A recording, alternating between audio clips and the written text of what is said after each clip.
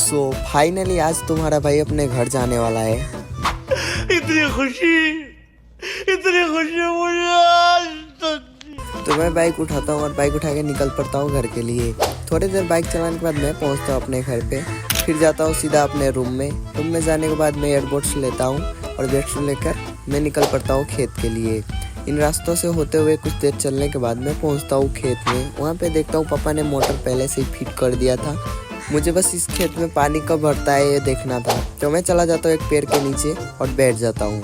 2000 years later. थोड़ी देर time waste करने के बाद मैं फिर से उठता हूँ और उठने के बाद देखता हूँ खेत में तो पानी पूरा फुल हो चुका था।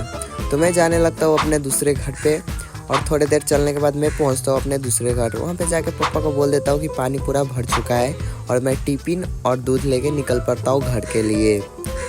मैं आता हूँ घर पे आने के बाद मैं जाता हूँ रसोई में और टिफिन को रख देता हूँ। टिफिन रखने के बाद मैं जाने लगता हूँ अपने रूम में जाता हूँ। वहाँ पे मैं जैसे ही सामान रख रहा था और फ़ोन को रख रहा था तभी फिर से पापा का कॉल आता है कि आजा खेत में काम है। तो मैं फिर से एयरबड्स उठाता हूँ, फ़ोन उठाता हूँ और निकल पड़ता हूँ खेत के लिए। इन रास्तों से होते हुए मैं जाने लगता हूँ अपने खेत में और देखता हूँ कि कुछ देर में ही मौसम पूरा बदल चुका था, काग कौवे सब उड़ रहे थे। कुछ देर चलने के बाद मैं पहुँचता हूँ खेत में। यहाँ पे देखता हूँ कि मम्मी धान रोप रहा था। फिर मैं मम्मी से पूछता हूँ पापा कहाँ गया। मम्मी कहता है कि पापा मार्केट गया हुआ है, मुझे इस भूसे को उठाकर घर में रखना था।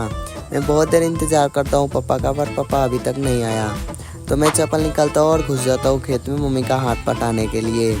मैं खेत में जाता हूँ और धान का बुटली उठाता हूँ और मैं भी रोपना शुरू कर देता हूँ।